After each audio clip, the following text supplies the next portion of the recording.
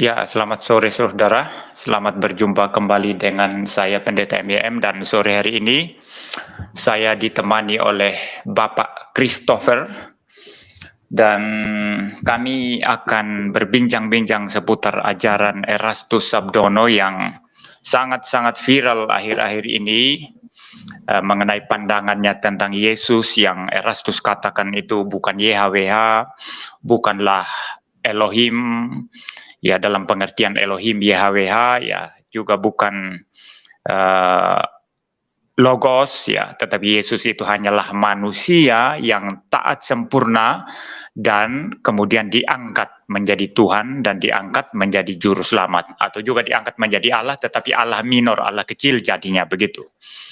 Nah, sebelum kami lebih jauh berbincang-bincang seputar ajaran Pendeta Erastus, mungkin saya meminta Pak Christopher untuk sedikit saja memperkenalkan diri, ya juga pelayanannya dalam bahasa Indonesia.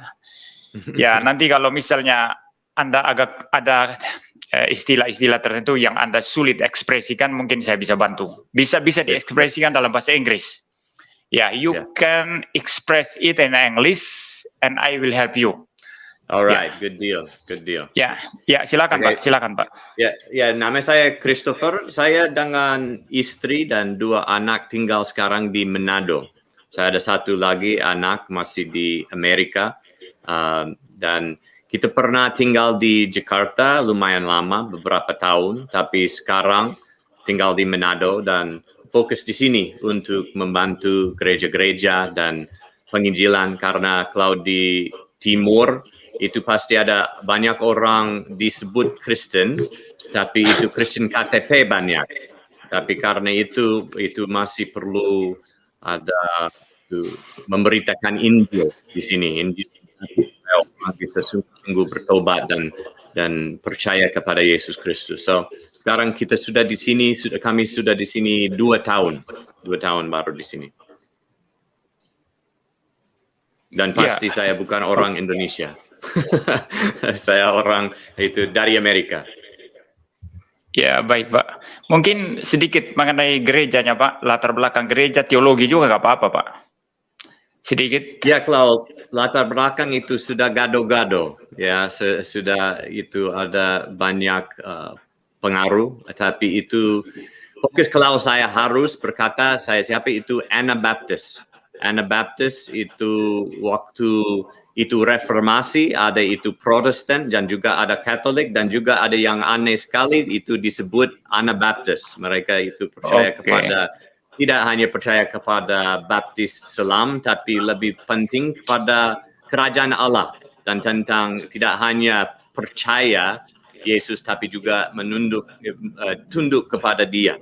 So itu fokus di sana. So itu kalau orang percaya sungguh-sungguh kepada Yesus dan mereka hidup untuk Dia, tidak maksudnya mereka jadi sempurna, tapi mereka sungguh-sungguh untuk Dia dan mereka tidak bidat dan itu melawan Trinitas atau melawan itu keilahian Yesus Kristus, tapi ya itu kalau mereka dari aliran yang mana itu tidak penting untuk saya. Paling penting mereka ikut Yesus dengan sungguh-sungguh dan percaya kepada Dia hanya di dalam Dia ada keselamatan.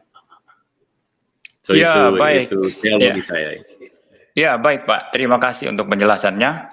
Ya, sebelum kita masuk ke masalah Pendeta Erastus, di Indonesia ini ada di Jakarta itu di Sunter itu yang mengaku sebagai Anabaptis juga.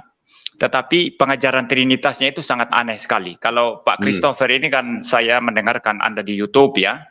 Dan saya kira pengajaran Trinitas kita sama saja, tidak ada yang berbeda. Tapi kalau orang ini yang ngaku Anabaptis ini, itu namanya Pendeta Suhentolio. Dia mengajarkan begini, Trinitas itu adalah 3 Allah dengan pribadi terpisah katanya, tetapi sama substansinya. Jadi semacam triteisme begitu. Nah, lalu kalau yang kita ajarkan ini dia bilang itu apa istilahnya itu? Kembar dampit 3 begitu. Artinya hanya satu substansi dan 3 pribadi yang nggak bisa dipisah tapi bisa dibedakan. Dia bilang itu salah. Yang benar itu adalah 3 pribadi terpisah katanya. Saya tidak tahu dia Anabaptis model apa, tetapi saya mendengarkan pengajaran Pak Christopher dan saya pikir dalam hal Trinitas di dalam hal keunikan Kristus, kristologi, keilahian, kemanusiaan Kristus, juga bahwa dia adalah juru selamat yang unik, yang satu-satunya. Saya kira kita tidak berbeda sama sekali di sini. Dan ya, sesuai dengan maksud kita untuk live streaming hari ini, kita akan membahas pengajaran Pendeta Erastus. Sebetulnya saya melihat di kanal Anda pun sudah banyak itu bahasan-bahasan tentang Pendeta Erastus ya. Dan di kanal saya pun itu juga ada banyak sekali, dan di kanal-kanal beberapa orang yang lain juga sudah banyak. Tetapi ada baiknya kita mungkin mencoba melihat aspek-aspek yang kalau masih ada yang belum kita bahas, kita bisa bahas dan pertajam di sini. Kalau sudah kita bahas, kita tetap masih bisa diskusikan terus-menerus, karena Erastus sendiri juga terus-menerus mengajar. Ya, saya mengatakan bahwa selama Pendeta Erastus terus membuka mulutnya untuk mengajar, mengatakan bahwa Yesus bukan logos, Yesus hanyalah manusia yang taat, karena ketaatannya diangkat menjadi Tuhan dan Juru Selamat, maka selama itu saya atau mungkin ya Pak Christopher akan membuka mulut ya untuk untuk memberikan tanggapan. Nah, Pak, silakan diam. Mungkin susah diam kalau dia terus bicara. Ya, mungkin untuk di awal Pak, silakan mungkin Anda mau memberikan tanggapan secara general dulu, secara umum ya, silakan. Ya, saya kasih waktu dan kesempatan untuk Pak Christopher. Ya, itu dengan tadi itu saya nggak tahu itu Anabaptis itu bukan satu, sebenarnya itu bukan satu sinode seperti itu satu perspektif saja, itu tentang yang mana penting ya. So itu kalau orang berkata mereka tidak percaya Trinitas atau mereka inovatif sekali dan mereka bilang Anabaptis, ya itu orang bisa bilang apa saja, tapi kalau saya percaya Trinitas. Tapi ya itu tadi saya lihat di thumbnail itu berkata itu tentang Yesus menjadi Tuhan, dan saya berpikir ini satu hal yang penting di Indonesia, karena sering orang kalau mereka mau berkata itu artinya Allah, mereka pakai artinya Tuhan. So kadang-kadang itu tidak jelas dan membingungkan orang, karena kalau lihat di itu Kisah Para Rasul pasal 2, itu orang bidat bisa pakai ini untuk membingungkan orang, karena itu Kisah Para Rasul 2 ayat 16, ini satu kesimpulan dari itu khotbah dari Petrus dan hari Pentakosta, itu 36, kalau itu bisa tempel. Kisah Para Rasul 2 ayat 36. Ayat 36. Ya sebentar ya. Ini maaf, saya harus masuk dulu sebentar. Sambil bicara aja Pak. Sambil bicara nanti saya tampilkan. Itu berkata, jadi seluruh kaum Israel harus tahu dengan pasti bahwa Allah telah membuat Yesus yang kamu salibkan itu menjadi Tuhan dan Kristus. Dan orang yang bidat bisa fokus di sini, lihat, itu beda, itu Allah membuat Yesus menjadi Tuhan. Dan maksudnya itu sebelum itu dia bukan Tuhan.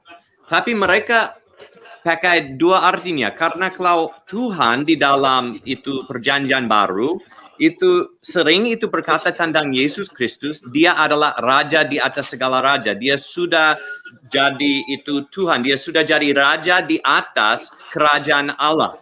Dia sudah jadi Mesias, sudah jadi Kristus.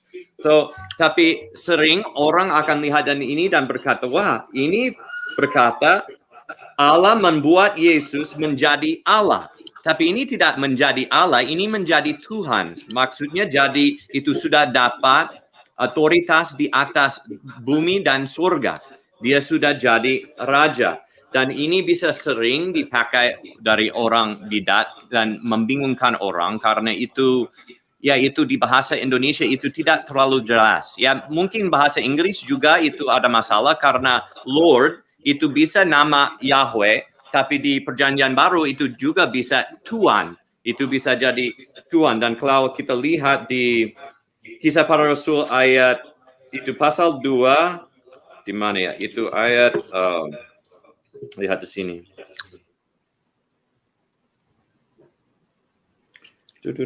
Tahu bahwa berjanji bahwa dan seluruh. Oke, itu di ayat 34. Sebab bukan Daud yang naik ke surga, malahan Daud sendiri berkata, Tuhan telah berfirman kepada Tuanku. So, di sini kita bisa lihat itu Daud berkata tentang Yesus Kristus, dia sudah jadi Tuhan, maksudnya jadi raja di atas segala raja, dia jadi raja Israel, dia jadi raja di atas kerajaan Allah, dan itu Tuhan, itu Yahweh telah berfirman kepada Tuanku, raja. So, di sini saya pikir ini penting karena itu orang bisa membingungkan dengan hal ini. Tapi orang seperti ya melawan Trinitas, mereka juga bisa pakai ini. Atau orang tidak percaya Yesus adalah Allah, mereka akan pakai ini dan bilang, dia sudah jadi satu Allah yang minor. Dia sudah jadi satu Allah yang kedua, yang baru. Dan ini itu bahaya karena itu tidak artinya kata-katanya.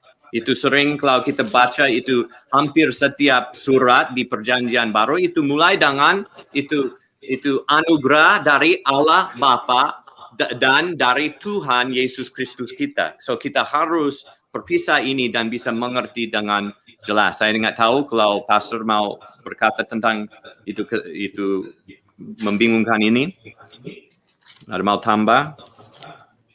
Ya, itu mengenai Yesus ya, menjadi Tuhan begitu ya. Ya, sebetulnya dalam konteks redemption atau penebusan, istilah-istilah semacam itu adalah istilah-istilah yang wajar dan sebetulnya kalau orang memahami doktrin Trinitas, memahami logos ya, Sang Firman dalam natur ilahinya yang biasa disebut sebagai doktrin praeksistensi atau lebih tepatnya mungkin prainkarnasi ya, itu tidak membingungkan karena itu adalah istilah-istilah yang digunakan dalam konteks mesianik ya, dalam konteks Yesus adalah utusan Bapa yang mengerjakan karya keselamatan itu begitu. Jadi dalam konteks ini Yesus kalau ditanya, misalnya orang-orang Islam juga sering bertanya, kok kalau Yesus itu adalah Allah, kenapa Alkitab mengatakan dia adalah nabi atau imam atau raja? Kita berkata memang dia adalah nabi, memang dia adalah imam, dia adalah raja, dia adalah utusan, dia adalah anak manusia. Itu di dalam inkarnasi, ya. Jadi dia dalam istilah tadi itu menjadi Tuhan, ya. Itu bisa kita melihat itu dari konteks bagaimana Kristus itu merendahkan dirinya, ya mengambil natur manusia. Kalau saya mengikuti apa yang ditulis oleh Paulus dalam kitab Filipi, di sana dikatakan dia tidak mempertahankan kesetaraan dengan Allah sebagai milik yang harus dipertahankan, tetapi mengambil rupa seorang hamba begitu ya. Jadi dia menjadi manusia, bukan sekedar manusia tapi manusia hamba. Manusia hamba bukan sekedar hamba tapi hamba yang taat. Bukan sekedar taat tapi taat sampai mati, dan bukan sekedar mati terkutuk di atas kayu salib. Jadi dia sangat merendahkan diri untuk mengerjakan karya penebusan ini. Nah, kalau berbicara karya penebusan ini kan dia harus mewakili Allah. Dengan demikian maka dia adalah Allah sendiri. Kedua, dia harus mewakili manusia. Ya, sehingga dia mengambil natur manusia sepenuhnya, seutuhnya begitu. Nah, di dalam konteks mesianik seperti ini, ketika dia taat dari lahir sampai mati terkutuk di atas kayu salib, lalu kemudian bangkit, ya. Dalam konteks ini kita berkata Yesus itu menjadi Tuhan. Ya, dalam konteks redemption ini. Kalau Yesus tidak berinkarnasi dan menjalankan karya penebusan, maka kita tidak mempunyai Tuhan atau juru selamat yang menyelamatkan kita. Itu intinya. Jadi dia menjadi Tuhan di sini di dalam pengertian redemption semacam ini, itu sesuatu yang biasa. Dan mungkin secara pribadi dalam kehidupan kita, ketika kita memberitakan Injil, kita sering memberitakan Injil, ya, menyadarkan orang akan dosa-dosanya, lalu kemudian kita bertanya kepada orang yang kita injili, maukah hari ini Anda menerima Yesus sebagai Tuhan atau menjadi Tuhan dan juru selamatmu secara pribadi? Mau tidak? Kan gitu. Dan orang itu bilang mau. Nah, dalam konteks ini istilah menjadi Tuhan bukan dia hanya manusia saja lalu diangkat jadi Tuhan. Sebagaimana pemahaman Erastus atau Unitarian atau Adoptionism, tidak. Tetapi bagaimana dia secara pribadi dalam kehidupan kita itu menjadi Tuhan buat kita agar kita berbagian di dalam karya penebusannya, dalam karya penyelamatannya. Jadi bagi saya itu sesuatu yang sebetulnya kalau orang memahami Trinitas, memahami Kristologi dengan benar itu tidak terlalu membingungkan. Tidak membingungkan ya sebetulnya. Ya, tapi masalah adalah banyak orang tidak mengerti. Kalau itu kalau mengerti itu tidak ada masalah. Ya, betul. Nah, Pak Christopher, kita bicara mengenai pandangan Erastus yang mengatakan Yesus itu dijadikan Tuhan. Nah, ini ada banyak aspek yang kita bisa bahas, tetapi satu hal misalnya begini. Dia mengatakan Yesus itu akhirnya diangkat menjadi Tuhan, diangkat menjadi juru selamat, ya, diangkat menjadi Allah. Itu karena taat sempurna, dia sukses. Nah, pertanyaan pentingnya di sini itu adalah, kalau saya ya mempertanyakan, kalau Yesus hanya manusia saja, lalu dianggap disertai oleh Logos, yang notabene Logos itu adalah Bapa sendiri, kata Erastus. Ya, jadi Yesus adalah manusia saja disertai oleh Logos, lalu itu apa namanya, taat, ya, dia berjuang taat sempurna lalu diangkat jadi Tuhan, diangkat jadi juru selamat. Tetapi yang menjadi problem di sana, bagaimana Erastus itu menjelaskan mengenai Adam. Nah, apakah Adam di Taman Eden tidak disertai oleh Tuhan? Begitu, ya. Jadi apakah Adam di Taman Eden diciptakan lalu dibiarkan saja oleh Tuhan? Dia tidak disertai oleh Tuhan supaya Adam taat? Nah, ini menjadi rumit sekali, menjadi sesuatu yang sangat-sangat ya tidak masuk akal nanti kalau kita mengikuti pemikiran Erastus. Karena tidak ada catatan Alkitab yang mengatakan Tuhan menciptakan Adam dan Hawa di Taman Eden lalu dibiarkan saja. Jadi Tuhan memberi perintah untuk taat, jangan makan buah pengetahuan yang baik dan yang jahat, sebab pada hari engkau memakannya pastilah engkau mati. Ya, lalu Tuhan setelah mencipta memberi perintah lalu membiarkan saja, tidak menyertai mereka. Itu tidak ada catatan Alkitab. Maka Adam di Taman Eden jelas juga disertai oleh Tuhan, tetapi karena mereka adalah manusia seutuhnya yang mempunyai kehendak. Kalau kami reform ya percaya kehendak yang bukan bebas mutlak, ya, bebas dalam pengertian bebas sebebas-bebas, ya, tetapi kehendak bebas yang bersifat terbatas, dibatasi oleh kedaulatan Allah, dibatasi oleh alam atau nature, dibatasi oleh juga termasuk motif-motif Adam sendiri dan lain sebagainya, begitu ya. Tetapi walaupun demikian dia mempunyai kebebasan untuk memilih mau taat kepada Tuhan atau mau memberontak kepada Tuhan. Dan Alkitab tidak mencatat bahwa Adam tidak disertai oleh Tuhan. Nah, pertanyaan pentingnya adalah mengapa Yesus adalah manusia sama seperti Adam, ya, bukan Allah menurut Erastus, hanya manusia saja sama seperti Adam. Dikatakan dia disertai Bapa, disertai Yahweh, dia taat sempurna, sedangkan Adam juga disertai Bapa, disertai Yahweh, tapi tidak taat sempurna. Nah, maka di sini sebetulnya menurut Erastus itu yang memegang peranan paling penting itu adalah kemauan manusia atau kehendak manusia. Tetapi kita sulit untuk membayangkan manusia yang diciptakan secara sempurna seperti Adam. Dan kalau kita mengikuti pemikiran Erastus, manusia yang juga diciptakan secara sempurna, ya, kalau kita mengikuti pemikiran Erastus, Yesus diciptakan sebagai manusia yang sempurna. Sangat sulit untuk memberi penjelasan mengapa Adam jatuh, mengapa Yesus tidak jatuh. Ya, padahal sama-sama disertai oleh Yahweh, begitu ya. Nah, banyak orang tidak mempertimbangkan hal-hal semacam ini lalu menerima begitu saja ajaran daripada Erastus. Ya, dan bagi saya ini adalah sesuatu yang sama sekali itu tidak alkitabiah, dan saya sendiri percaya bahwa ketidakberdosaan Tuhan Yesus itu juga yang memegang poin paling penting di sana adalah persatuannya dengan natur ilahinya. Itu tidak berarti bahwa kemanusiaannya tidak dicobai dan tidak mengalami pencobaan, lalu tidak mengalami pergumulan dan ujian-ujian. Dia mengalami semua itu, bahkan lebih sulit daripada kita. Tetapi berkat persatuannya dengan natur ilahinya, maka di sini Yesus tidak mempunyai kemungkinan untuk jatuh. Ya, itu penjelasannya ya. Ya mungkin ada poin-poin tertentu yang Bapak mau bahas dari aspek ini, mungkin dari aspek yang saya tidak singgung. Ya itu banyak, karena itu Erastus sekarang dia menciptakan satu agama baru sepertinya.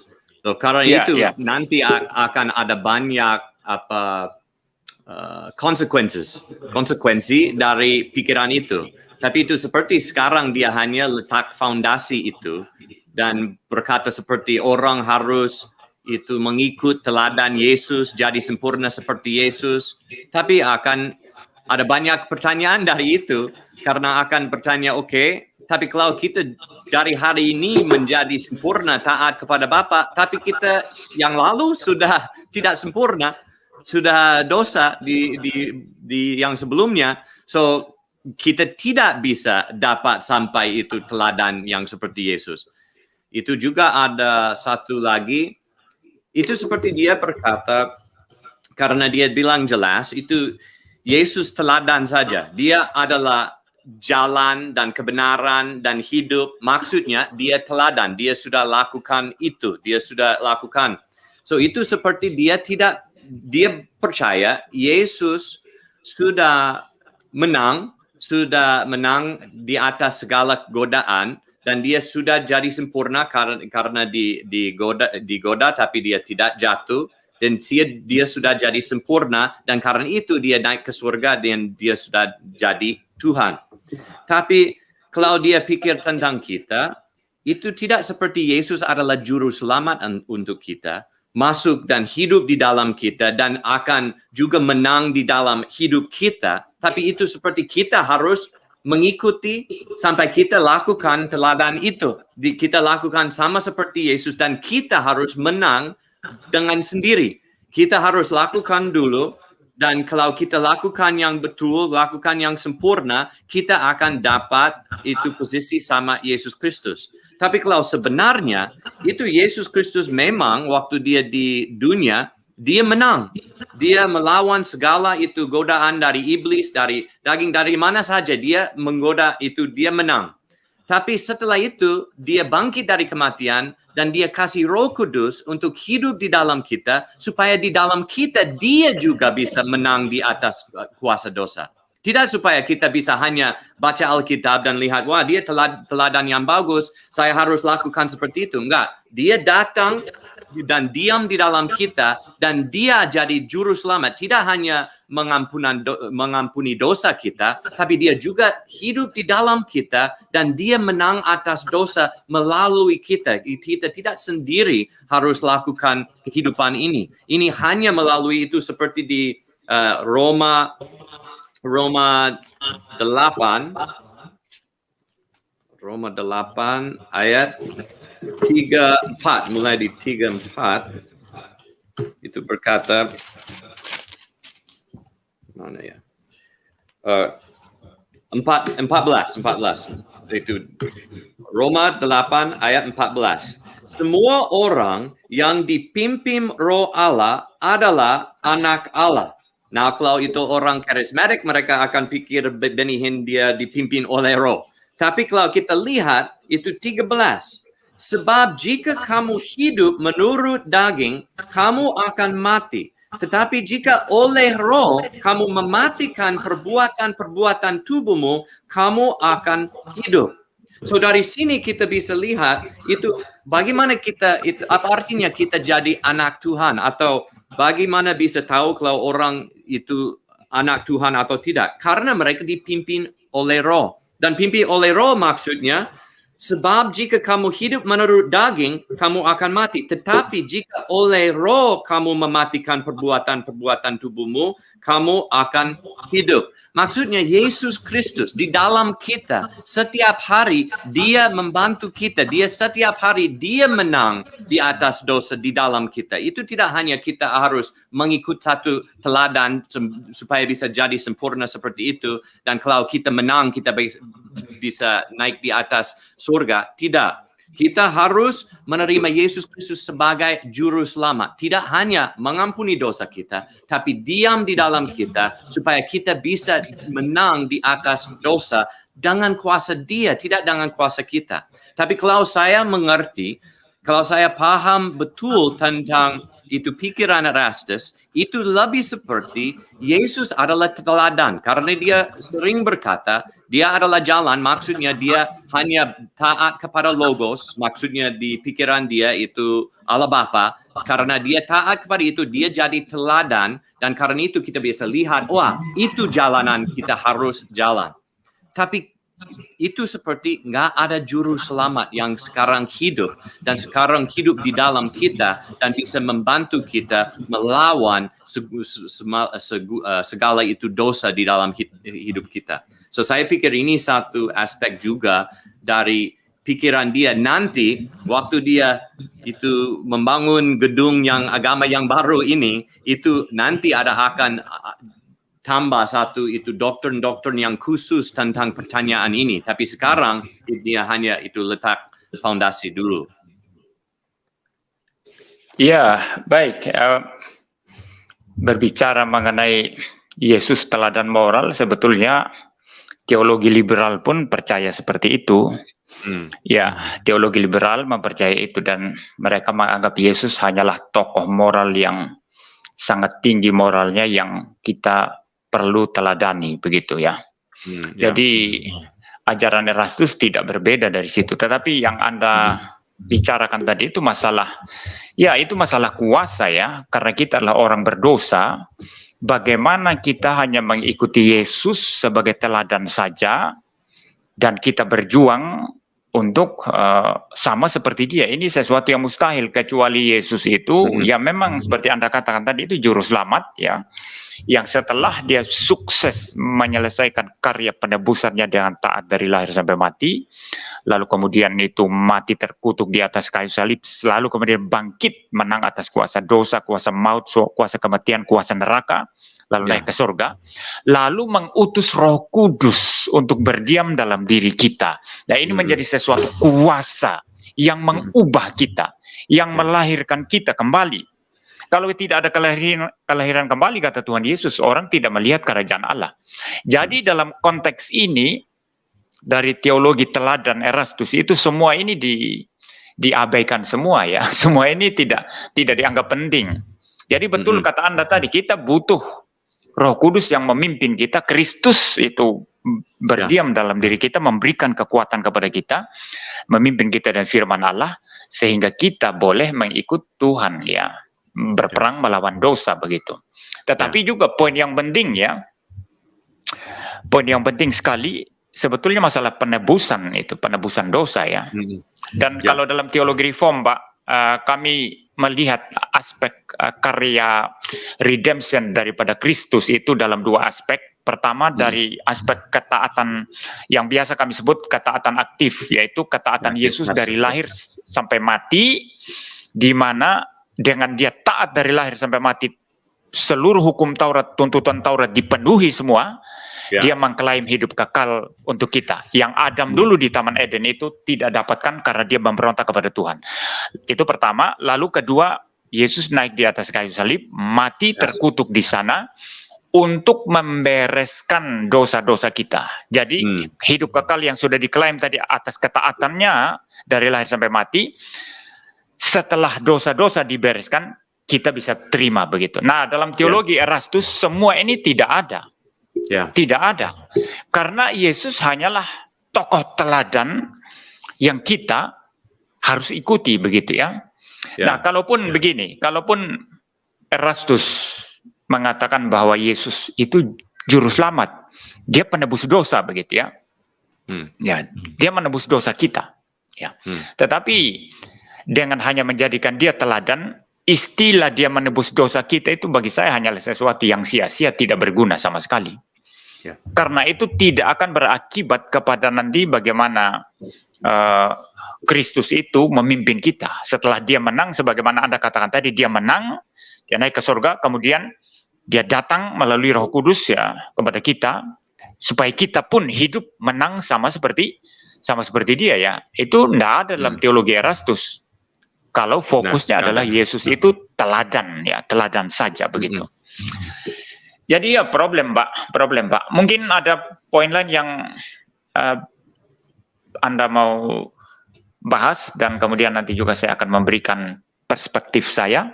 Silakan Pak. Ya, selain daripada saya pikir itu satu sisi itu pasti itu doktrin dan teologi itu kacau sekali. Tapi itu satu masalah besar adalah pengaruh dia. Dia pakai cara untuk manipulasikan orang, untuk manipulasi orang. So orang itu akan rasa seperti dia kudus. Karena dia, kalau saya, itu yang pertama, itu video yang pertama saya bikin, itu karena saya tahu banyak orang, karena itu di sekeliling saya, itu saya sering dengan orang karismatik atau Pentecostal, dan mereka suka kebenaran itu, dengar dia. Tapi kenapa suka mendengar dia? Itu karena, ya itu banyak karismatik, Pentecostal, itu kalau khotbah, mereka khotbah tentang motivasi atau kemakmuran atau ke hal seperti itu, dan banyak orang karismatik Pentecostal mereka juga sudah capek dengan itu, mereka mau sungguh-sungguh dengan Tuhan, dan mereka dengar dari itu Erastus dan dia berkata, kebenaran, kekudusan itu harus lakukan dengan itu sesuai dengan firman, dan dia selalu itu pakai ayat-ayat, tidak pakai itu cerita-cerita saja, dan mereka karena itu mereka lihat, wah dia bagus, dan dia juga sendiri berkata dia bagus. So mereka akan menerima itu pengaruh itu, dan waktu dia mulai, karena itu sudah 6 atau 7 tahun yang lalu dia sudah mulai miring kepada itu Arianisme sedikit seperti itu, dan waktu itu saya dengar dia, dan itu yaitu dia berkata A dan berkata B, nggak tahu dia bicara apa, dan waktu itu saya nggak bisa keputusan dia memang mengajar tentang itu Arianisme atau dia hanya tidak jelas. Saya tidak tahu waktu itu, tapi sekarang itu beda. Dia sekarang sudah berevolusi, itu sudah jelas sekali dia Unitarianisme. Dia sudah percaya tidak ada Yesus sebelum ada dunia, dan itu sudah jelas sekali. Tapi dia masih dengan orang mau mendengar dia, dan dia bisa manipulasi mereka dengan cara seperti, karena ini untuk kekudusan, ini paling penting untuk kekudusan. Kalau orang berkata, ya tapi ini doktrin sudah melawan Yesus Kristus, jangan lihat itu doktrin saya, lihat kehidupan saya. Itu paling penting, lihat kehidupan saya. Dan orang, karena mereka tidak tahu ini sudah jelas sekali, sudah sesat, bidat, itu jauh dari kepercayaan Kristen, karena mereka tidak jelas tentang doktrin, mereka hanya bisa lihat kepada itu yang praktek. Itu dia bicara tentang seperti itu cerai atau tentang uang atau tentang yang lain, dan mereka berkata, wah dia sudah bicara yang bagus, dan dia manipulasi orang. Dan saya lihat ini di dalam itu, karena saya buat video, dan di bawah akan ada membela dia dan melawan dia pasti. Tapi yang membela dia ada dua macam. Satu berkata, ini Unitarianisme betul, Yesus tidak Allah sejati, dia tidak Allah dari kekekalan, ini betul, Erastus berkata betul, ini seperti layar teologi dan yang lain, mereka sudah mengerti dia mengajar apa. Tapi juga ada yang berkata, tidak, ini hanya klip-klip, hanya ada itu klip-klip dan orang berubah klip-klip, karena itu orang tidak tahu dia sebenarnya dia masih mengajar yang Kristen, dan mereka percaya dia mengajar Kristen, itu percayaan Kristen, tapi sebenarnya dia tidak. Tapi karena waktu dia mengajar satu kali itu Yesus bukan Allah, dan setelah itu dia berkata Yesus adalah Allah. So itu dua klip bisa dapat. Itu yang percaya Unitarianisme, ya Yesus bukan Allah. Dan klip yang percaya masih Trinitas tapi mau mengikut dia, nih lihat, dia masih percaya Yesus adalah Allah. So ini dia kasih apa yang orang mau dengar, dia akan kasih kepada mereka supaya mereka akan mengikut dia. Karena kalau itu lihat di Kisah Para Rasul Kisah Para Rasul 20 waktu Paulus berkata kepada penatua di Efesus, dia berkata seperti ini. Itu di mana ya? Oke, di 30. Bahkan dari antara kamu, itu Kisah Para Rasul 20 ayat 30. Bahkan dari antara kamu sendiri akan muncul beberapa orang yang dengar ajaran palsu. Mereka berusaha menarik murid-murid dari jalan yang benar dan supaya mengikuti mereka. So, saya bisa lihat itu tidak hanya karena itu tidak sopan dan itu tidak enak untuk bicara di depan umum, bicara orang ini bidat atau orang ini pakai cara yang manipulatif, atau itu tidak enak bicara seperti itu. Lebih bagus kita bisa bicara yang sopan dan enak, tapi karena dia tidak hanya pakai doktrin yang salah, tapi dia juga pakai cara yang manipulatif, cara yang itu penipuan. Dia pakai penipuan untuk manipulasi orang supaya mereka mengikut dia. Karena ini saya ada satu beban itu. Saya tahu itu banyak orang sudah berkata, karena itu saya senang dengan pastor dan ada yang lain juga berkata dengan jelas tentang pengaruh dia dan tentang itu doktrin dia. Tapi juga saya ada beban karena itu banyak, karena dia dari itu aliran karismatik. Tapi banyak karena aliran karismatik banyak sudah itu jatuh di dalam itu Hillsong dan jadi mega church dan sudah itu jadi keren-keren. Karena itu mereka nggak mau bicara hal yang tidak sopan karena itu akan menyakiti itu reputasi mereka. Dan karena itu saya lihat dan itu saya ada beban, orang tidak hanya itu melawan doktrin dia, tapi juga akan saya expose, menjelaskan expose. Bagaimana berkata expose cara dia, karena dia memanipulasi orang. So saya harap lebih banyak orang akan Anda menanyakan expose membongkar ya. Membongkar supaya orang bisa lihat. Karena saya lihat itu ada orang yang mau melawan dia, mereka apa saja dia berkata, mereka akan melawan. Ada orang yang membela dia, apa saja dia berkata, mereka akan membela. Tapi juga ada orang di dalam di dalam pusat itu, mereka bingung. Dan karena dia manipulasi mereka, tapi mereka masih percaya Trinitas dan keilahian Yesus Kristus, tapi mereka tidak percaya dia lagi melawan kebenaran itu. Karena banyak orang tidak lihat video seperti ini yang 1 jaman, tapi mereka lihat itu klip saja. Dan itu dia berkata, Yesus adalah Allah, Yesus adalah juru selamat, dan mereka menerima itu dan mereka tidak tahu dia sebenarnya itu dia menipu orang. So saya ada beban di sana, itu tidak hanya doktrin, tapi itu juga dalam caranya, bagaimana dia mengkomunikasi dan manipulasi orang. Ya, baik. Ya, pertama-tama bicara mengenai pembela pendeta Erastus, ya di live chat itu udah banyak sekali itu. Banyak sekali yang membela itu. Ya, tapi kalau saya sendiri tidak peduli ya, orang membela silakan saja. Tetapi kita fokusnya adalah kebenaran Alkitab. Kebenaran Alkitab yang terus kita harus beritakan, apapun harga yang harus dibayar ya.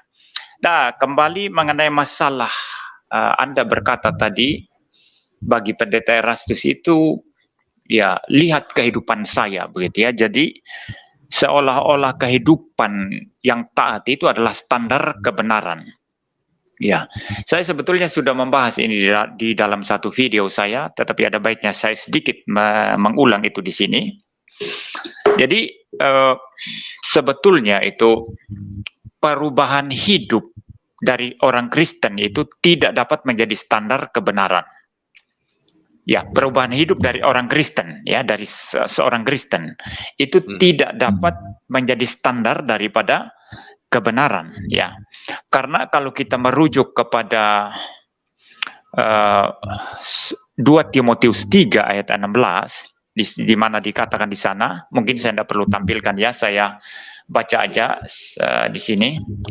Maksudnya saya ucapkan di sini karena saya hafal sekali ayat itu. Dikatakan di sana, segala tulisan yang diilhamkan Allah memang bermanfaat untuk mengajar, untuk menyatakan kesalahan, untuk memperbaiki kelakuan, dan untuk mendidik orang dalam kebenaran. Nah, berdasarkan ayat itu, maka yang jadi standar itu adalah segala tulisan yang diilhamkan Allah, yaitu Alkitab ini. Ya, nah Alkitab inilah nanti yang mengajar kita, lalu menyatakan kesalahan-kesalahan kita, lalu memperbaiki kelakuan kita, dan terus-menerus mendidik kita di dalam kebenaran. Sehingga sebetulnya apakah hidup seseorang berubah atau tidak, itu tidak pernah jadi standar. Karena selalu yang jadi standar itu adalah Alkitab. Ya, Alkitab itulah firman Allah, di mana Roh Kudus bekerja menggunakan firman Allah untuk mengajar orang, untuk menegur kesalahan-kesalahan atau dosa-dosa orang, lalu kemudian juga akan memperbaiki kelakuan orang, dan ini sangat menyakitkan, dan terus mendidik orang dalam kebenaran.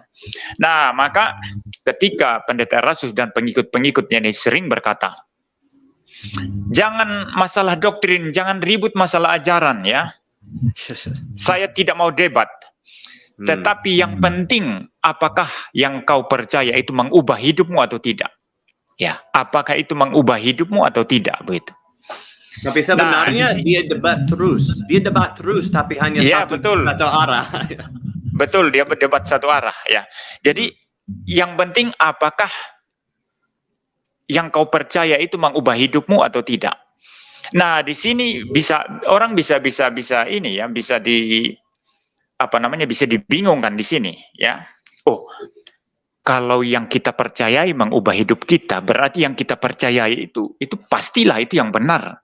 Nah, buktinya Pendeta Erastus hidupnya berubah. Nah, ini nanti juga saya bahas ya, masalah apakah hidup Pendeta Erastus berubah atau tidak ya. Saya akan bahas ini nanti. Ya, apakah lihat Pendeta Erastus hidupnya berubah, berarti yang dia percaya itu benar. Artinya bahwa Yesus hanya manusia saja yang taat sempurna lalu diangkat jadi Tuhan, diangkat jadi juru selamat, begitu. Tetapi yang mereka tidak paham, saya kembali lagi ke 2 Timotius 3 ayat 16 di sana. Ya, di sana jelas sekali dikatakan bahwa ya, yang mengubah hidup orang segala tulisan yang diilhamkan Allah. Ya, dan oleh karenanya ketika Erastus misalnya mengaku hidupnya berubah, maka teologinya itu benar, dan teologinya itulah imannya itu atau teologinya itu yang mengubah hidupnya. Ini menjadi sesuatu yang sangat-sangat irasional. Kenapa? Karena kita itu mempunyai teologi masing-masing. Ya, kita dalam hal ini perspektif kita sama ya. Tapi ada banyak orang Katolik mempunyai teologi sendiri, ya. Kemudian aliran-aliran Pentakosta karismatik mereka mempunyai teologi sendiri-sendiri. Erastus mempunyai teologi sendiri-sendiri.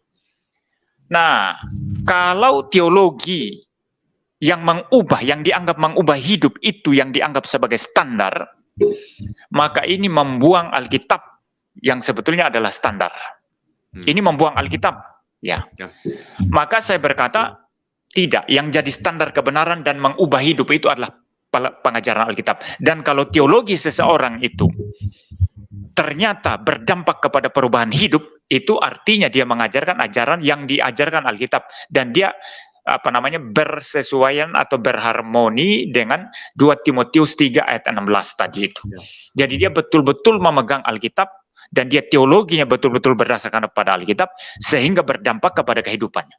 Nah, apakah teologi Erastus betul-betul Alkitabiah? Tidak, dia menolak Yesus sebagai Allah, sebagai Logos. Ya, dia hanya menganggap dia hanya manusia yang taat, yang diangkat jadi Tuhan, diangkat jadi juru selamat. Maka saya sendiri berkesimpulan bahwa saya tidak percaya kalau kehidupan Pendeta Erastus betul-betul berubah, betul-betul taat sebagaimana diajarkan Alkitab. Karena ketaatan yang diajarkan Alkitab itu bukan sekedar hanya masalah tingkah laku, ya, atau karakter saja, tidak, tetapi pertama-tama iman, beres atau tidak. Kedua, ajaran doktrinnya beres atau tidak. Itu sebabnya Paulus berkata kepada Timotius, awasi dirimu, awasi aja ajaran. Jadi Paulus tidak berat sebelah di sana. Dia hanya tekankan kelakuan, ajaran tidak penting. No. Awasi dirimu, kelakuan, dan awasi aja ajaranmu, kan begitu ya. Jadi iman harus beres. Tadi saya lihat itu, awasi dirimu sendiri dan awasilah ajaranmu.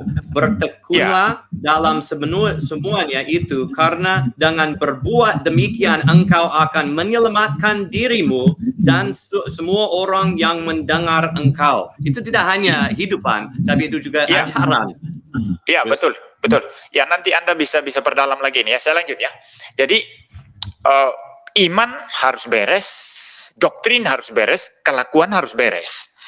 Nah, dalam konteks ini, maka saya berani berkata, saya tidak percaya pendeta Erastus itu betul-betul hidupnya berubah, betul-betul hidup taat sama seperti yang diajarkan Alkitab.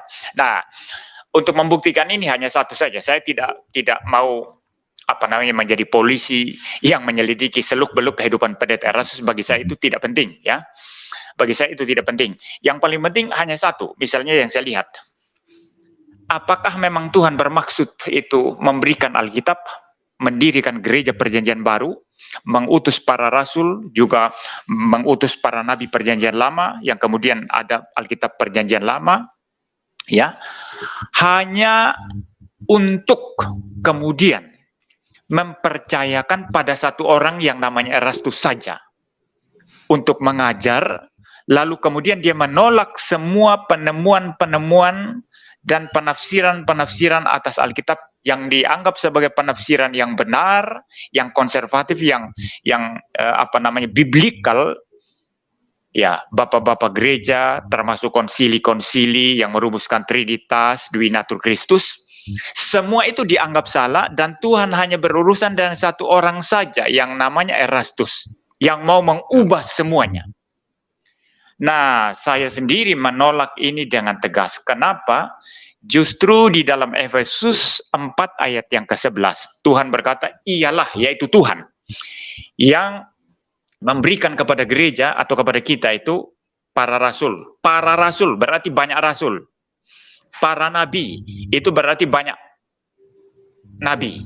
Kemudian ada pemberita-pemberita Injil. Kemudian ada pengajar-pengajar. Kemudian ada gembala-gembala. Kemudian ada pengajar-pengajar. Semua itu untuk memperlengkapi tubuh Kristus, memperlengkapi gereja. Nah, kalau ada seseorang yang mengatakan tidak, Tuhan hanya berurusan dengan saya, dan tafsiran saya walaupun berbeda dengan semua, berbeda dengan bapak-bapak gereja, berbeda dengan konsili-konsili, berbeda dengan semua orang Kristen saat ini yang menganggap Yesus Tuhan. Saya lawan semua itu, dan menurut Erastus dia mau mereformasi semuanya. Ya. Maka bagi saya ini betul-betul satu spirit yang melawan Alkitab, dan itu sebetulnya kesombongan di sana. Yes. Nah, kesombongan itu intinya. Nah, apakah kesombongan semacam ini yang tidak mau mendengarkan orang lain yang juga belajar Alkitab, tidak mau mendengarkan bapak-bapak gereja, para teolog, penafsir Alkitab sepanjang sejarah gereja yang mereka sungguh-sungguh belajar, sungguh-sungguh mengasihi Tuhan. Semua itu tidak mau didengarkan dan hanya mau penafsiran sendiri. Ini satu bentuk kesombongan. Dan dengan demikian, apakah dalam hal ini Erastus adalah orang yang sangat taat sekali atau suci sekali hidupnya? Saya tidak percaya. Saya tidak percaya, Pak. Ya, silakan Pak, silakan Bapak itu. Ya, itu saya setuju sekali. Itu saya juga orang itu mengajar Alkitab, tapi kalau saya ada pikiran yang beda dengan semua orang Kristen, tidak hanya sekarang tapi di sejarah, dan saya mau bicara itu, pasti saya akan berpikir saya salah. Saya tidak tahu kenapa saya salah, tapi pasti saya salah. Saya harus belajar lagi, berdoa lagi, dan cari itu nasihat dari orang lain, karena saya sekarang pikiran saya sudah miring. Itu karena saya takut kepada Tuhan. takut kepada Tuhan saya nggak bisa. Itu berani banget untuk bicara ya semua salah. Itu martyr itu seperti Justin Martyr dan Tertullian dan itu Irenaeus dan yang lain, mereka semua itu salah, tapi saya sudah jelas karena saya ada wahyu yang baru. Wah, itu bahaya banget kalau orang bisa berkata seperti itu. So, waktu kali ini karena itu hanya 1 bulannya sebelumnya saya bertemu dengan itu pengajaran Erastus lagi dan lihat dia, itu tidak perlu beberapa menit bisa lihat itu.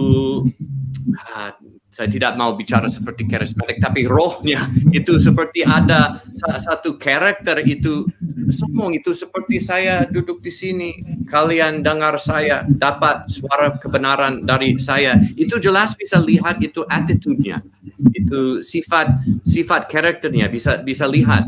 So, saya ada satu teman di Jakarta, dia berkata, oh ya, saya kasih tahu dia tentang Erastus dan dia nonton, dia bilang 3 menit bisa lihat itu dia salah, dia orang sudah miring. Itu walaupun dia bicara apa itu dengan sifatnya, tapi itu dia berkata begini, itu kalau orang mau ke gereja dan mereka tahu itu pendeta mencuri uang, mereka pasti tidak mau ke sana.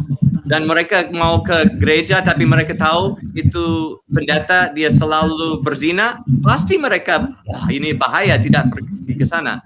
Tapi sekarang itu Erastus menghujat Yesus Kristus. Ini satu dosa besar. Kalau ada dosa besar seperti itu, berkata Yesus Kristus dia hanya lahir sebagai satu anak manusia saja dan dia taat kepada Bapa, jadi satu anak Allah yang baru, yang minor. Siapa bisa dengar ini dan berkata, wah orang ini kudus sekali karena dia tidak berzina, dia kudus sekali. Kalau menghujat Tuhan Yesus itu sudah tidak kudus. Itu sudah ada hati yang melawan Tuhan dan itu ya, so saya sering lihat, kalau saya lihat dia bicara, saya sakit hati. Itu tidak hanya karena ya dia sudah menipu diri, tapi sekarang banyak orang di bawah pengaruhnya dan mereka menerima dia seperti orang kudus. Ini satu, kalau saya lihat situasi ini satu hal yang berbahaya sekali. Saya pikir 20 tahun nanti berikutnya masalah ini masih ada, karena dia tidak hanya jadi aneh seperti Benny Hinn atau seperti itu. Dia hanya tidak bicara yang sedikit yang aneh dan itu sedikit sesat.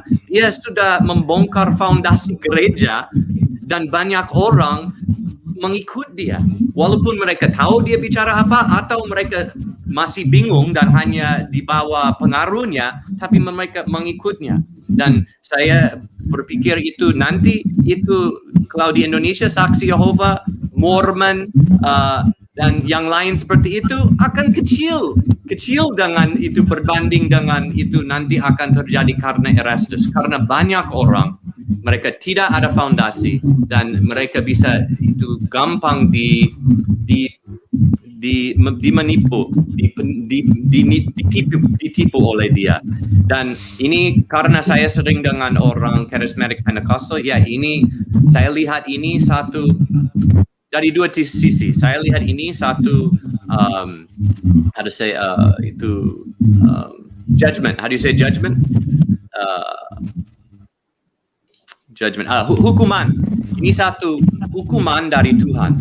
Karena di aliran karismatik Pentecostal itu sering sudah jadi itu di satu sisi itu jadi itu banyak tradisi saja dan juga ada itu sudah jadi seperti duniawi sekali di dalam gereja, itu duniawi. Dan karena itu ini satu hukuman dari Tuhan, karena kalau orang tidak mau dengar firman yang sejati, Allah akan kasih itu yang orang yang mengajar yang salah. Tapi yang sisi kedua saya lihat ini satu kesimpulan, satu how do you say chance,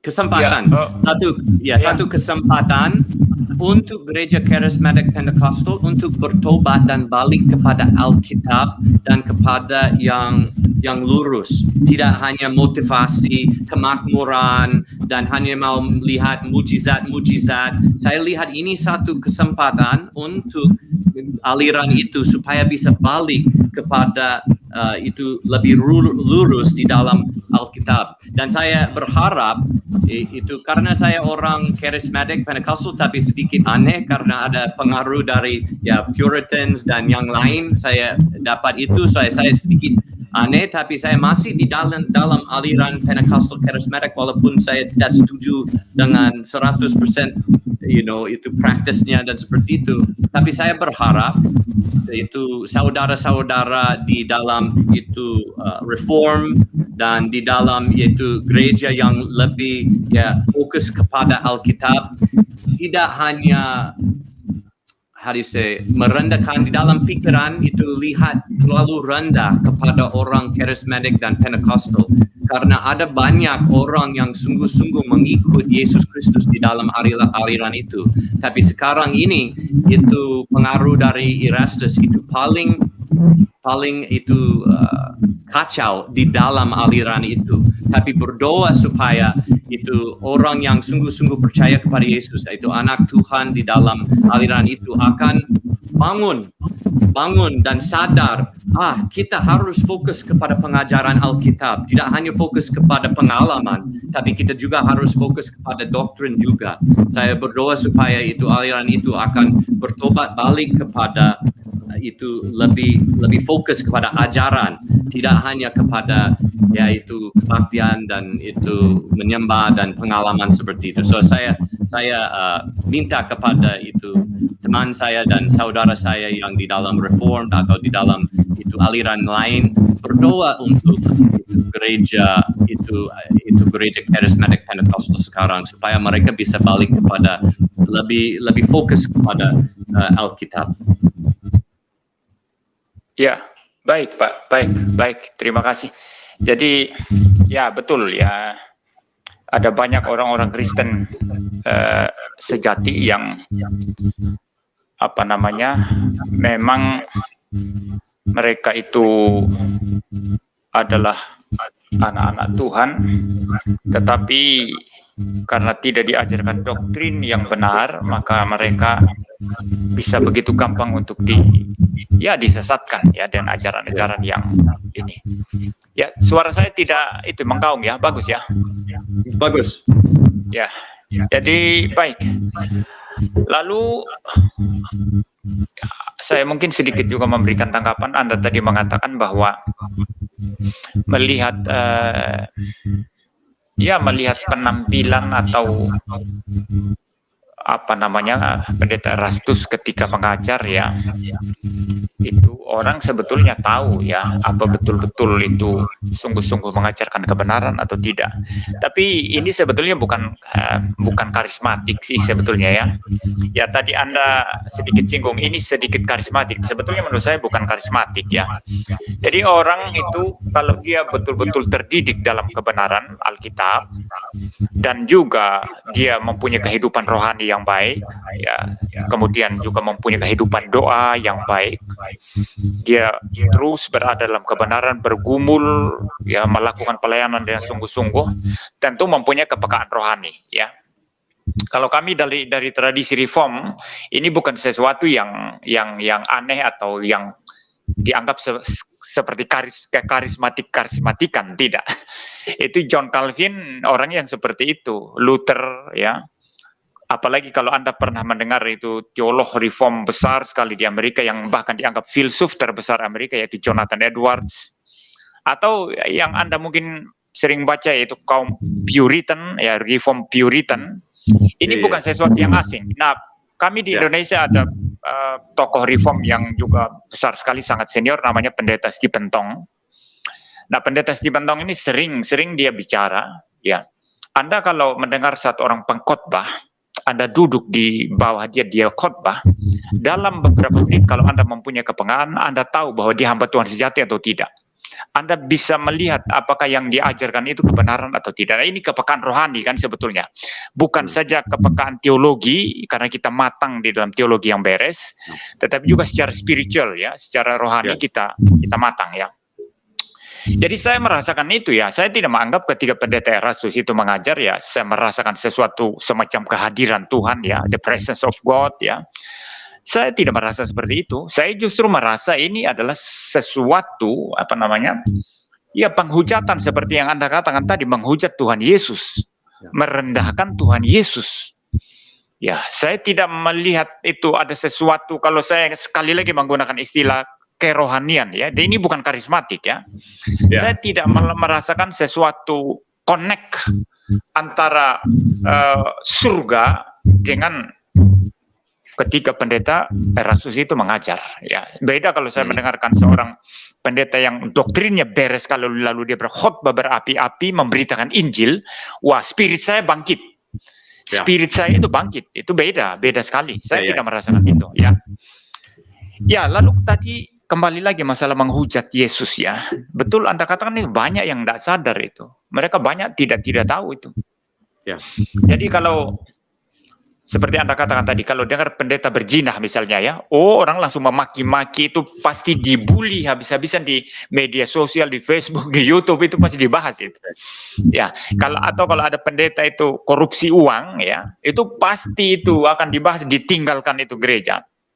Tapi justru pendeta Erastus ini melakukan sesuatu yang jauh lebih daripada itu. Artinya dia itu memelorotkan Tuhan Yesus yang adalah Allah, dan dia mengajarkan kepada pengikutnya hanya manusia saja. Nah, ini adalah sesuatu yang sangat-sangat serius sekali. Ini menjadi sesuatu yang dia seperti Anda katakan tadi, membongkar fondasi iman Kristen yang sesungguhnya. Dan banyak orang Kristen diam saja. Ya, tapi kalau ada yang pendeta makan uang, pendeta berzina, atau pendeta mungkin melakukan sesuatu kesalahan moral tertentu, ya mulai ribut sekali. Tetapi walaupun demikian ya kita tidak perlu terlalu bersedih, karena saya percaya Tuhan tetap akan menyediakan orang-orang tertentu walaupun mungkin sedikit yang terus bersuara mengingatkan kepada orang-orang Kristen bahwa ajaran pendeta Erastus ini bukan ajaran Alkitab, dan itu sudah diajarkan dalam sejarah gereja dan sudah dikatakan sebagai bidat ebionism, adopsionism, Paulus dari Samosata ya, Unitarian ya, teologi liberal juga begitu. Jadi bukan sesuatu yang baru dan kita harus terus bersuara ya. Lalu kita akan menerima orang yang mau masuk, mungkin mau membuat pertanyaan atau komentar ya. Setelah ini ya, saudara-saudara yang mau masuk untuk memberikan pertanyaan tapi singkat tepat jelas, atau mungkin komentar singkat tepat jelas, silakan klik link yang ada di live chat dan saudara masuk dan boleh bertanya nanti ya. Mungkin satu hal lagi mungkin yang saya akan tambahkan Pak, mengenai itu tadi yang juga Anda katakan tadi, mungkin Mormon, saksi-saksi Yehova akan jadi kecil nanti karena pengaruh Erastus ini lebih besar ya dari mereka. Ya memang pengikut Erastus ini ratusan ribu kalau saya tidak salah. Ratusan ribu, dan mungkin yang berada di gereja dia sendiri saja mungkin saya tidak yakin kalau sampai 100.000 ya. Tapi bisa jadi juga 100.000-an, tetapi dari gereja-gereja lain.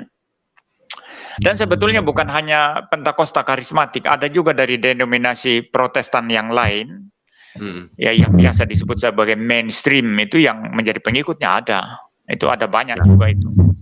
Jadi bahkan salah satu gereja mainstream di Manado itu bukan dari Pentakosta karismatik, itu pernah mengundang Erastus itu untuk memberikan seminar di sana. Jadi kelihatannya memang untuk khusus di Indonesia ini ya pendeta Erastus pengaruhnya lebih besar dari saksi-saksi Yehova atau Mormonism, karena itu kecil saja mereka, sedangkan Erastus ini kan pengaruhnya lebih besar dari mereka. Dia live streaming saja itu yang tonton kan ribuan ya. Kalau saksi-saksi Yehova atau Mormon sekarang live streaming, saya yakin yang nonton sedikit sekali, itu tidak banyak itu ya. Dan sangat mungkin ya, karena Erastus ini biar bagaimanapun dia mengajar ya, walaupun kita bisa mengkritik sistemnya, sistem teologinya, tetapi dia mempunyai sistem teologi. terlepas daripada kita bisa mereduksio ad absurdum itu sistemnya, tetapi dia mempunyai sistem.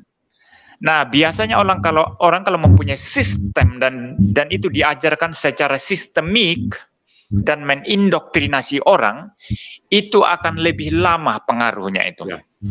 Nah, sehingga saya memperkirakan bisa jadi nanti muncul aliran sendiri yang mungkin bisa disebut Erastusianism atau apalah begitu, yang mirip-mirip atau sama dengan SSY, Mormonism dan lain sebagainya begitu. Nah, sehingga memang sebetulnya Erastus tidak boleh lagi menggunakan nama Kristen menurut saya, karena nanti orang akan ini yang mana yang benar. Orang Kristen percaya Yesus adalah Logos, YHWH, Tuhan, atau hanya manusia yang diangkat jadi Tuhan. Ini jadi problem. Ya, mungkin sedikit poin tentang hal ini, Pak Christopher. Setelah itu kita akan terima kalau ada yang mau masuk. Nah, kalau tidak ada yang mau masuk, mungkin saya akan membaca saja komentar-komentar di live chat nanti. Menerima pertanyaan dulu. Oke, baik. Saya lihat ya, mungkin ada yang mau masuk ini. Saya ambil kacamata saya dulu. Oh, ini sudah ada yang mau masuk, Pak. Kita terima dulu ya. Oke. Saya terima ini Daeng Aza ini. Ya, silakan Bapak Daeng Aza. Ini orang Makassar ya, ini Bapak Daeng. Silakan Pak, singkat tepat jelas. Pertanyaan apa atau komentar Anda? Mikrofonnya itu belum dibuka. Pak Daeng.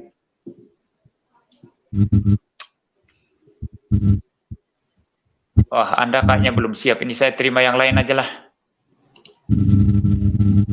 Saya coba ini Jos. Ya, silakan. Malam. Anda Islam apa Kristen, Pak? Kristen. Kristen aliran? Luther. Oh, saya kira pengikut Erastus. Silakan. Silakan singkat tepat jelas. Iya, ya. Jadi saya ini Pak Erastus ini pasti melalui sebuah pemikiran ya, Pak. Saya pikir dia melalui sebuah pemikiran dalam arti proses. Apa yang membuat dia menjadi kira-kira menjadi kayak begini, Pak? Caranya karena sepengetahuan saya di Indonesia ini Tritunggalnya itu mendominasi semua. Kok dia bisa mempunyai pemikiran kayak gitu? Itu aja sih. Iya, itu ya. Pak Christopher menangkap ya maksudnya. Apa sih sebetulnya latar belakang atau yang mempengaruhi pikirannya? Mungkin Pak Christopher mau memberikan komentar, silakan Pak. Yaitu hanya karena tidak hanya ada dosa berzina atau mencuri, tapi kalau hati kita bisa menipu kita dengan banyak cara. Karena itu kita perlu juru selamat. Tuhan bisa menggembalakan kita. So itu karena dosa sombongan.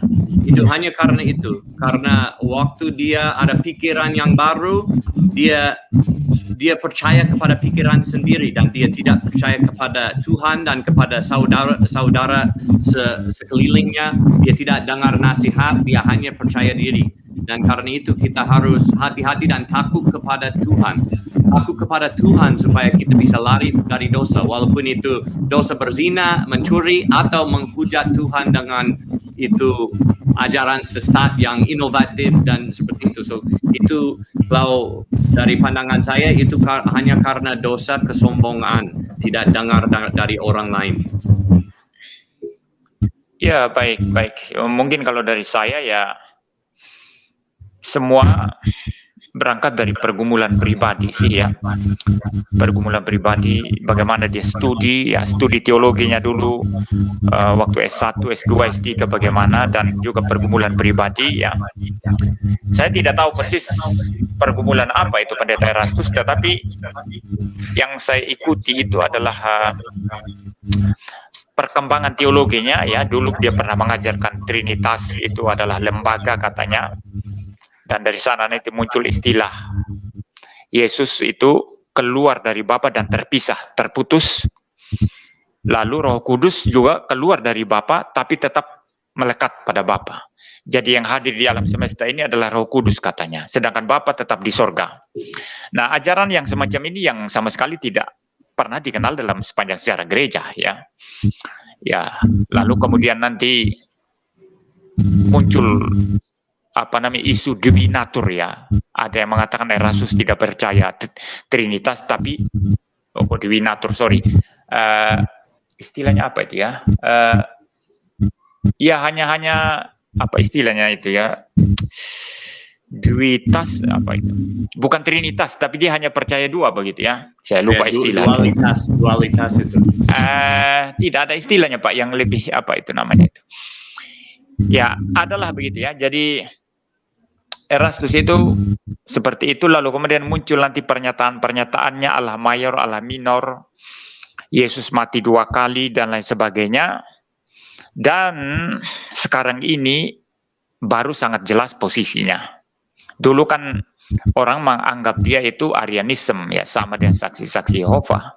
Tapi sekarang sudah jelas sekali posisinya adalah Unitarian, yang percaya Yesus hanya manusia saja yang dianggap menjadi Tuhan, yang menjadi juru selamat begitu karena ketaatannya. Nah, menurut saya begini, semua ini perkembangan, pergeseran teologi ini, itu semua itu dari pergumulan seseorang, bagaimana dia belajar, bagaimana dia bergumul, mungkin juga bagaimana dia bertempur dengan kehidupan sendiri ya, bisa saja misalnya ya. Contoh misalnya saya lah ya, saya tidak pakai Erastus karena saya tidak tahu pergumulan Erastus sesungguhnya seperti apa. Misalnya saya, ketika saya mempercayai satu doktrin misalnya saya kan orang reform, ini contoh saja reform, dan kita reform percaya doktrin predestinasi ya, pemilihan Allah secara kekal itu sebelum dunia dijadikan terhadap orang-orang pilihan ya. Ya, nah misalnya saja saya ya, ini contoh saja, saya percaya doktrin itu, tetapi kemudian misalnya melahirkan kok tidak ada dampak pada kehidupan praktis saya ya, kok saya malah seperti malas berjuang begitu untuk hidup benar. Nah lalu kemudian karena pergumulan ini saya bisa menolak doktrin predestinasi. Kenapa saya menolak? Karena saya anggap tidak berdampak ini.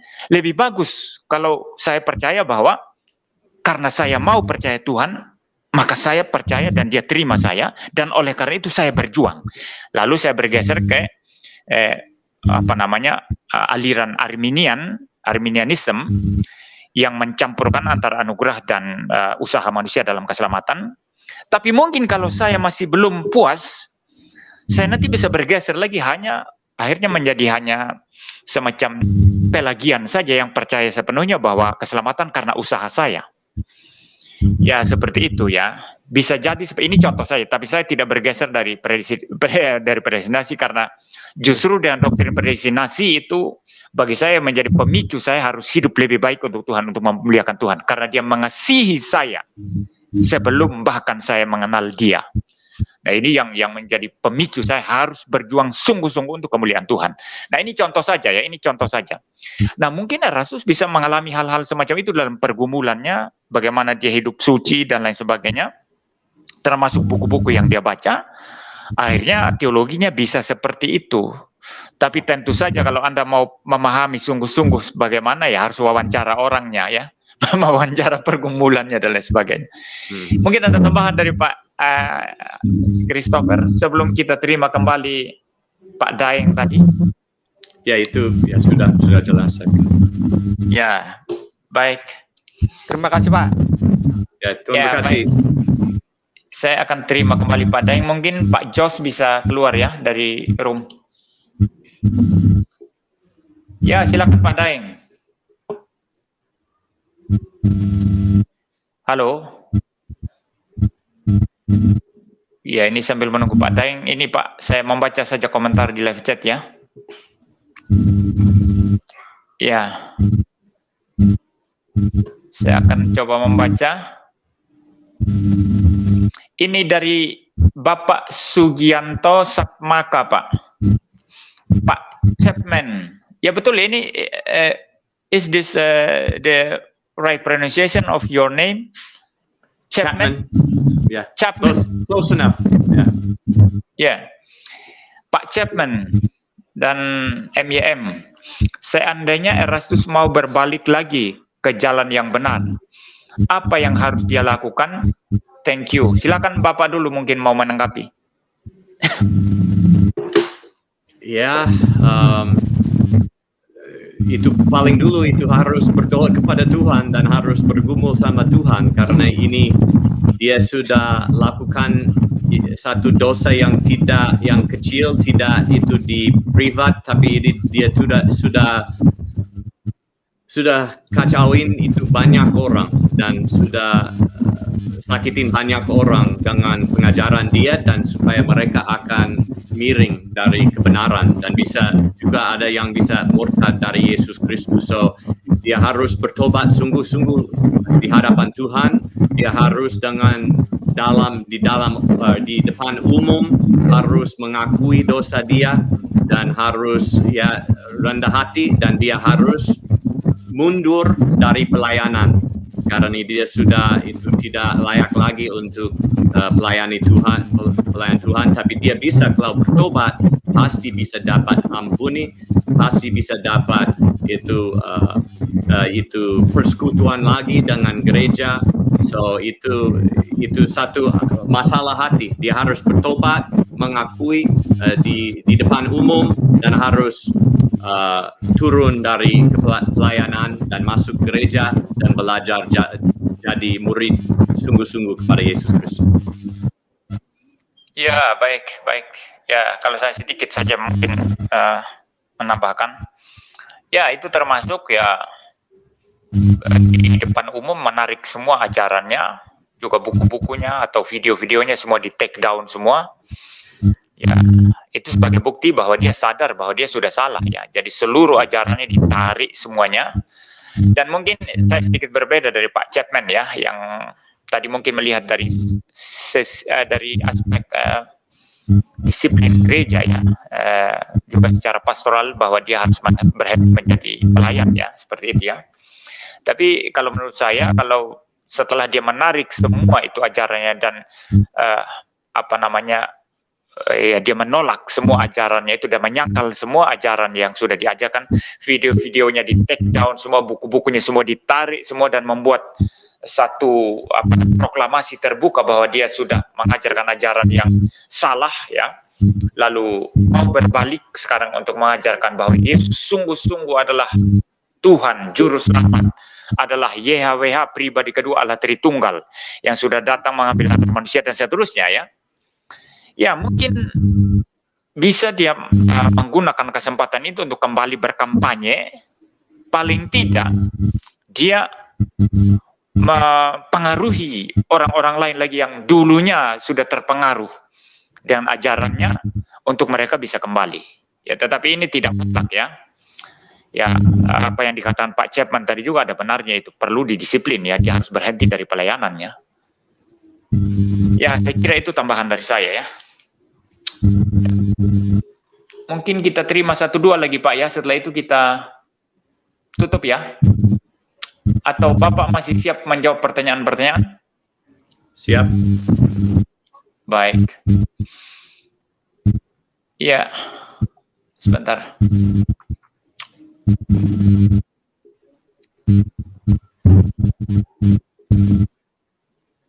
Ini tadi ada seseorang yang berkomentar, saya tidak ketemukan lagi, tapi mungkin saya coba akan menyampaikan itu dengan kata-kata saya sendiri ya. Oh, tadi istilah itu namanya Dwi Tunggal Pak, jadi Erastus dulu, tapi saya sendiri tidak pernah menilai seperti itu ya, karena bagi saya Erastus tidak pernah mengajarkan Tritunggal, juga tidak dalam konteks Dwi Tunggal. Jadi ada istilah lain Dwi Tunggal, dan ada orang-orang yang menuduh dia itu mengajarkan Dwi Tunggal begitu ya. Itu istilah yang tadi. Nah, ini begini. Ada tadi yang itu menyerang Pak Christopher, mengatakan bahwa ini bule ini datang bicara-bicara di sini, padahal di negaranya sana itu gereja-gereja bule-bule itu melegalkan LGBT katanya begitu. Anda harus memberikan tanggapan ini mungkin. Ini penting saya kira ya. Jadi artinya ini Pak Christopher datang bicara doktrin yang benar, Trinitas begini di sini, tapi di negara Pak Christopher itu melegalkan ya, membuat legal ya, legalitas melegalkan ya, itu LGBT begitu. Ya, ya silakan Pak. Ya, saya tidak pikir tentang diri sendiri, orang American, orang Indonesian, orang African. Saya orang Kristen. Saya hanya murid Yesus Kristus. Saya mengikuti Dia. Saya tidak itu, kalau saya di Amerika itu juga satu tempat asing untuk saya. Kalau saya di sini saya orang asing. Itu di mana saja saya orang asing karena saya di dalam kerajaan Allah, kerajaan Yesus Kristus. So itu kalau ada dosa di sana pasti saya akan berbicara. Kalau ada dosa di sini pasti saya akan bicara, karena itu ya saya hanya ikut Yesus Kristus. So kalau orang pikir saya orang American, mereka salah, karena saya orang Kristen. Saya bukan orang Amerika dan saya tidak ada presiden di sana atau presiden di mana saja. Saya orang Kristen. Saya ikut Dia, dan karena itu kalau saya di Indonesia, kalau saya di Amerika, saya taat kepada pemerintah.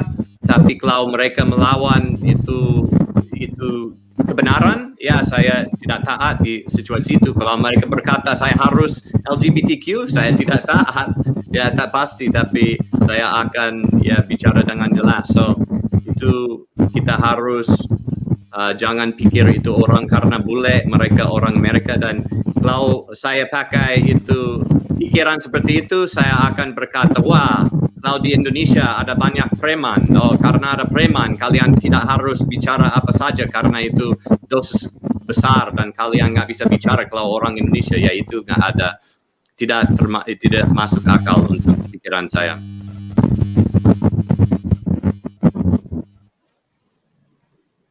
Ya, baik. Ya, jadi itu tidak berarti karena Anda adalah bule, orang Kristen dari Amerika, lalu otomatis setuju dengan LGBT, kan tidak. Jadi ini orang yang komentar ini ngawur ini Pak. Ya, jadi baik. Ini satu pertanyaan yang mungkin lumayan sulit ini, tapi mungkin ya nanti silakan memberikan tanggapan. Ini dari Mr. George. Ini Mr. George ini saya pernah memuji kemarin karena saya pikir dia memahami poin saya. Ternyata ada seorang lain yang mengatakan dia itu adalah menyerang doktrin Tritunggal itu. Ya, dia bilang begini Pak, Mr. George ini. Kelemahan Tritunggal adalah mana mungkin 3 pribadi hanya mengeluarkan satu kehendak. Bapak mau tanggapi? Jadi dia menganggap ini kelemahan ya, kelemahan Tritunggal. Ada 3 pribadi, tapi bagaimana mengeluarkan satu kehendak?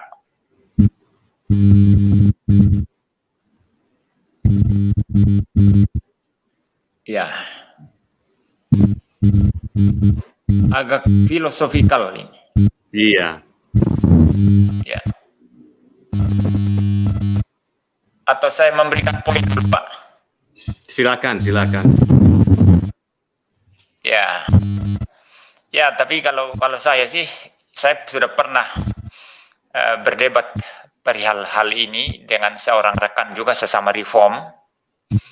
Ya, mengenai pertanyaan apakah Allah Tritunggal itu punya satu kehendak atau 3 kehendak begitu ya. Nah, kalau bagi saya sih itu sebetulnya itu kita boleh keluar dari Trinitas itu apa? Kan kita percaya satu substansi 3 yang berbeda. Ya, tapi misalnya ketika kita membahas tentang kehendak Trinitas, maka kalau ditanya, kalau kita percaya hanya ada satu Allah, maka satu Allah hanya ada satu kehendak, itu jelas itu ya. Satu Allah ya satu kehendak. Satu Allah ya satu roh. Satu Allah ya satu kebenaran ya. Tetapi Alkitab juga mengajar kepada kita bahwa ada 3 persons yang berbeda di dalam Trinitas. Ada Bapa, Anak, dan Kudus. Sehingga ketika kita memikirkan satu kehendak Allah ini tadi, karena memang hanya ada satu Allah, kita kemudian bisa memikirkan bahwa satu kehendak itu bisa eksis secara distinct, ya, secara berbeda, secara unik, secara unik pada Bapa, eksis secara unik pada Anak, eksis secara unik pada Roh Kudus. Sehingga dengan demikian Itu relasi dimungkinkan, komunikasi dimungkinkan, relasi kasih ya dan sebagainya. Jadi sesuatu yang tetap intelligible ini, tetap rasional ya, dan bukan sesuatu yang bersifat berkontradiksi. Ya, jadi satu Allah ya, kehendaknya satu. Kehendak yang tidak mungkin bertentangan di dalam dirinya sendiri, hanya ada satu kehendak. Tetapi bagaimana satu kehendak ini nanti eksis itu dalam pribadi Bapa, Anak, dan Roh Kudus itu mempunyai keunikan masing-masing. Ya, saya memberi jawaban seperti itu, Pak. Jadi kita tidak bisa menekankan keduanya secara ekstrim, akhirnya nanti mengorbankan hipostasisnya, tiga pribadi yang berbeda. Atau nah, kalau kita menekan kesatuannya secara ekstrim, lalu kemudian tidak melihat kemungkinan bahwa satu kehendak itu eksis secara unik pada masing-masing pribadi, itu bahaya Sabellianisme ada di sana, bahaya oneness Pentakostalisme ada di sana. Tapi kalau kita ekstrim kepada, oh pasti ada tiga kehendak karena ada tiga pribadi, wah ini bahaya. Bahaya tritheism ada di sana. Sehingga bagi saya, satu kehendak karena hanya satu Allah, tetapi satu kehendak ini eksis secara unik pada masing-masing pribadi. Ya mungkin Bapak mau ada pikiran atau tidak apa-apa dalam hal ini kita berbeda, tidak masalah Pak. Karena ini bagi saya masalah yang lebih sulit, yang lebih kompleks dan tidak akan menjadikan kita bidat di sini. Yang penting ya, percaya. Ini saya tidak berpikir terlalu penting karena kalau saya berpikir itu ya ada satu Allah dan dia ada firman-Nya. Firman-Nya pasti tidak akan melawan dia, tapi firman-Nya juga hidup dan rohnya pasti tidak akan melawan dia, tapi dia roh juga hidup dan so untuk saya itu pas dengan yang tadi Pastor bilang, itu sama, tapi itu terlalu untuk saya itu filsafat, itu hanya pikiran saja, tapi itu di dalam Alkitab ya, kalau Yesus kalau dia tunduk pada Bapa, ya pasti dia pakai itu hendak dia untuk tunduk kepada Bapa karena dia adalah firman-Nya dan anaknya. So itu saya hanya mau lihat itu Alkitab dan filsafat itu terlalu besar. Itu untuk keras saja. Dia bijak. Ini dari Amado Petana. Amado Petana ini bertanya begini. Ini mungkin apa yang harus menjawab ini, karena tadi dalam pembahasan Anda yang banyak membahas ini tadi, ya mungkin membahas ini tadi kalau saya tidak salah. Malam kenapa beberapa pendeta yang mau peduli dengan kebenaran ajaran pendeta Erastus? Ya, padahal sangat penting untuk diluruskan supaya jangan menyesatkan banyak manusia di Indonesia khususnya. Jadi pertanyaan ini, kenapa hanya sedikit pendeta yang menanggapi dia begitu? Kenapa tidak banyak pendeta? Padahal ini kan ajarannya adalah ajaran yang melawan Alkitab begitu, kira-kira. So, kenapa tidak ada banyak pendeta bicara dengan dalam umum ya, di depan umum? Kayaknya di dalam itu saya pernah bahas kayaknya itu. Mungkin bisa diungkapkan di sini, Pak. Ya, itu pasti ada banyak alasan. Pasti juga ada alasan yang bagus. Seperti mungkin orang dekat dengan Erastus, mungkin mereka mau bicara langsung kepada dia, tidak di depan umum. So mungkin ada situasi seperti itu. Atau juga ada pendeta, mereka hanya mau fokus kepada domba-domba mereka fokus kepada gereja mereka dan ya, hanya mau fokus untuk membantu mereka supaya tidak ditipu oleh orang seperti Erastus. Karena itu banyak orang gembala pasti berkata tentang hal ini, tapi tidak selalu perlu di depan umum. Tapi juga pasti ada orang tidak mau menentang di depan umum karena mereka juga ada masalah di dalam hidup pengajaran mereka atau di dalam kehidupan mereka. Dan kalau itu bisa lihat itu orang Erastus dia kuat, dia ada pengaruh dan itu ada banyak satpam Erastus mereka itu ada yang itu bahaya, so ada itu susah untuk orang kalau mereka bicara di depan umum pasti akan ada masalah, pasti akan ada orang melawan mereka dan orang menghina mereka dan seperti itu. Kalau saya sudah sudah lama, saya sudah biasa. Kalau orang melawan atau orang memfitnah saya, ya itu biasa. Saya hanya di depan Tuhan. Kalian tidak tahu saya pukul istriku atau tidak pukul. Kalian tidak tahu, saya di depan Tuhan.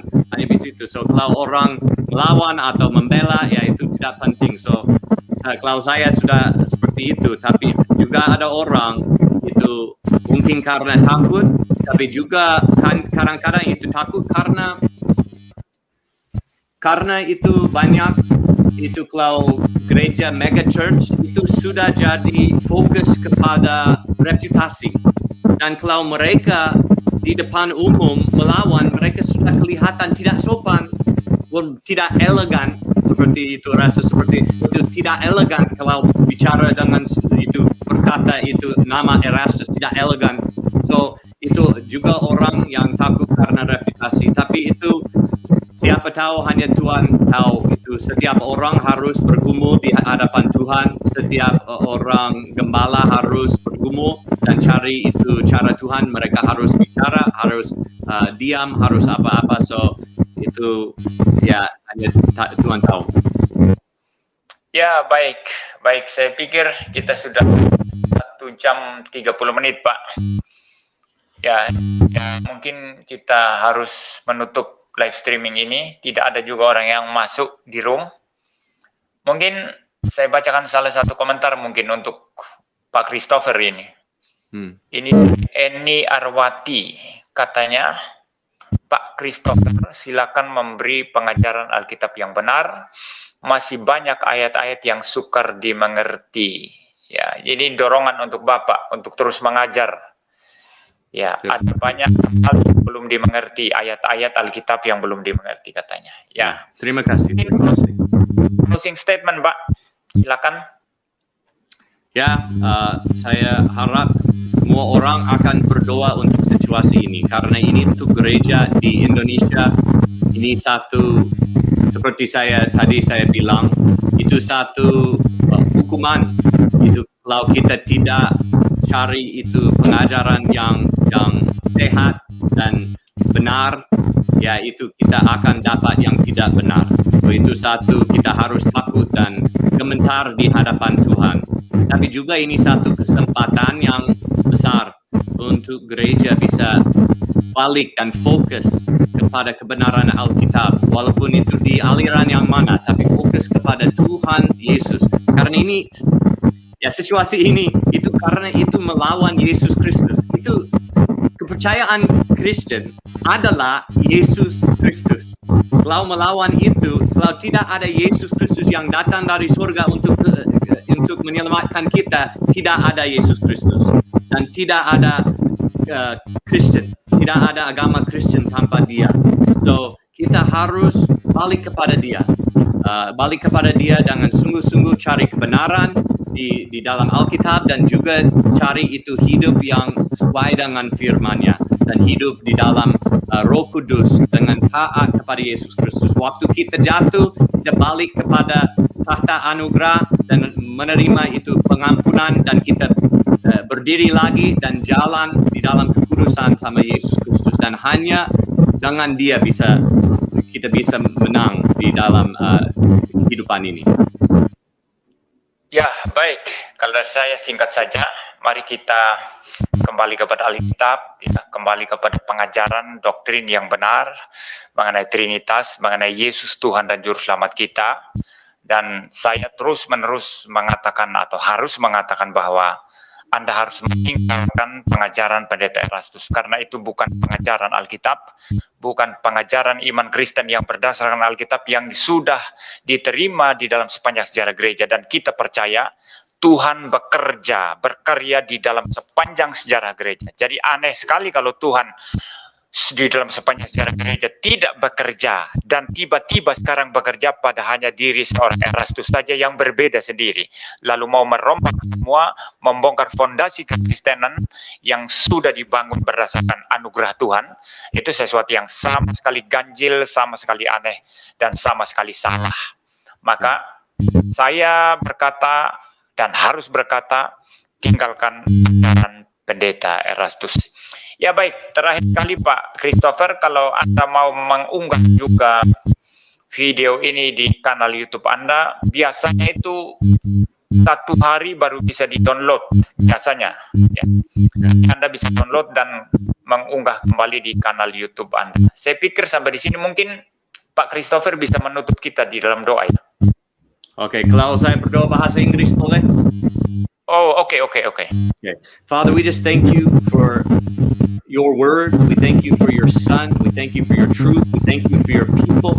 Lord, and I just pray, Lord God, that you would continue, Lord, to lead your people, lead your church in Indonesia, Lord God, to follow after you, Lord, not to follow after false gods, not to follow after men, but to follow after the Lord Jesus Christ. So work in our hearts, work in Indonesia. We pray, Lord God, your grace, your mercy, Lord God, upon the church right now in Indonesia, Lord God. We pray, Lord God, that you would pour your spirit of truth out in the hearts of your people, Lord God, and that your people, Lord God, would turn to the truth with all their might, Lord God. They would turn to you, Lord God.